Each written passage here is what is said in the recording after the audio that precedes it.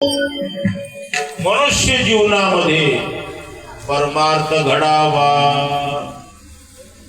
परमार्थ करता करता करता परमार्थाचा परिणाम त्याच्या जीवनावर उमटून यावा,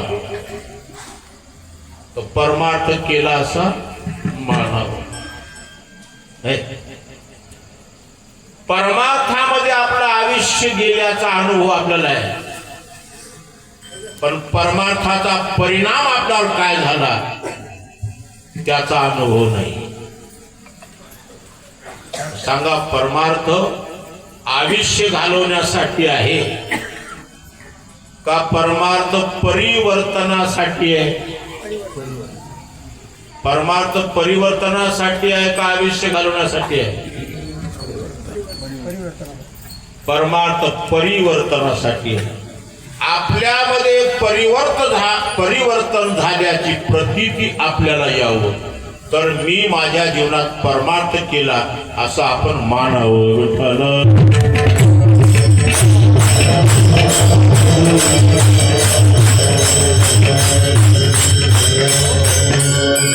परमार्थ क्षेत्रामध्ये परिणामाला महत्व आहे का परमार्थात गेलेल्या आयुष्याला महत्व आहे? आपल्याला अनुभव कोणता सांगता येतो? परमार्थाचा परिणाम झाल्याचा अनुभव सांगता का परमार्थामध्ये काळ किती गेला हे सांगता? म्हणला, महाराज आम्ही का आजपासून भजन करतो का? एक म्हणला 50 वर्षापासून भजन करतो, 50 वर्षापासून पंढरीची वारी करतो, एक म्हणला 60 वर्षापासून करतो, एक म्हणला 70 वर्षापासून करतो। एवढ्या वर्षापासून वाऱ्या करतो, भजन करतो, पण जीवनात बदल तिळभर नाही। नाही पालतले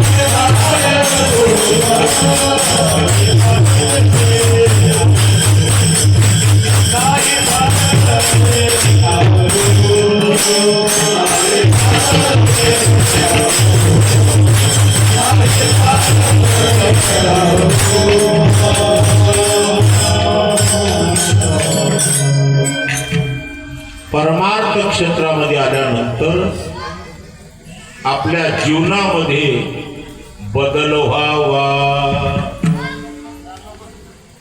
सांगा, परमार्थात आल्या शरीरात बदल व्हावं का निश्चय बदलावं, विचार बदलावं? विचार बदलला पाहिजे। परमार्थात आल्यापासून महाराज काही कमी नाही म्हणला, ताजा लट पडला।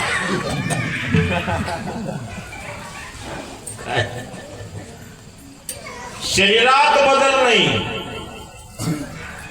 परमार्थामध्ये आला असं त्याच्या विचारामध्ये बदल झाला पाहिजे, त्याचा भाव बदलला पाहिजे। त्यासाठी रात्र दिवस भजन करतो, रात्र दिवस सदोदित 3 रजनी हाती धरला, गोविंदाची पवाडी दिवस रात ज्यांचा भजनात चाललेला आहे, अखंड भजन। आपल्या जीवनात अखंड भजन घडत नाही, आपलं भजन नित्य नाही, आपलं भजन नैमित्तिक आहे। आपणाला भजन करायचं ठरलं काहीतरी निमित्तच लागते, निमित्त नाही भजन। साधू पुरुषाच्या भजनाला निमित्त नाही, कारण साधू पुरुषाचं भजन नित्य आहे।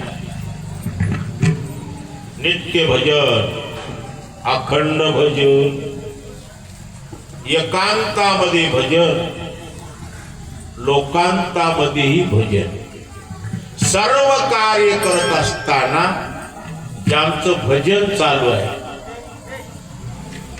भजन कधी खंडित होत नाही, कारण जगद्गुरु तुकाराम महाराजांचं भजन हे सर्व काळ आहे. सदोदित आहे सदा नाम घोष कुर्वरी कथा, तेने सदा चित्ता समाधान. सदा म्हणजे सर्व काळ. आपल्या जीवनातला एक श्वास सुद्धा भजना वाचून ज्याचा रिकामा जात नाही त्याचं नाव भजन आहे. विठ्ठल हे ज्यांचं जीवन बनलेलं आहे. काय भजन हे ज्यांचं जीवन बनलेलं आहे. विठ्ठलामचे जीवन आगम निगमाचे स्थान, विठ्ठल सिद्धीचे साधन, विठ्ठल ध्यान विसावा. रात दिवस भजन, रात्र आहे का दिवस आहे ध्यानातही नाही. पांडुरंग ध्यानी पांडुरंग,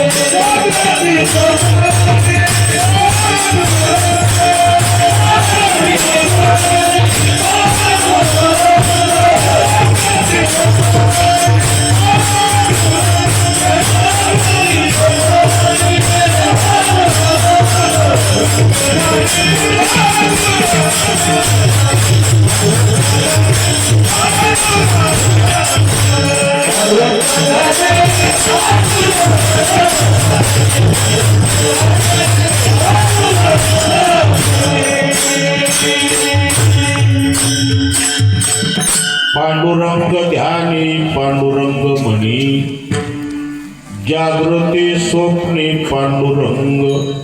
अखंड भजन, जागृतीमध्ये भजन, सुसुप्तीमध्ये भजन. सुसुप्तीमध्ये स्वप्न पडलं तरी स्वप्नातही भजनच. तिन्ही अवस्थेमध्ये ज्यांचं भजन होत असेल, नाही तिन्ही अवस्थेमध्ये भजन, असं सर्व काळ ज्यांच्या जीवनामध्ये भजन घडतं. तुकाराम महाराजांच्या जीवनात सर्व काळ भजन. एकांतात भजन, हजार लोकात येऊन बसला तरी भजन खंडित होत नाही. काय हजार लोकांमध्ये येऊन बसला सभेत तरी त्याचं भजन खंडित होत नाही. आणि हा भजन करतो म्हणून त्याच्या मांडीला मांडी लावून बसणारला कळत नाही.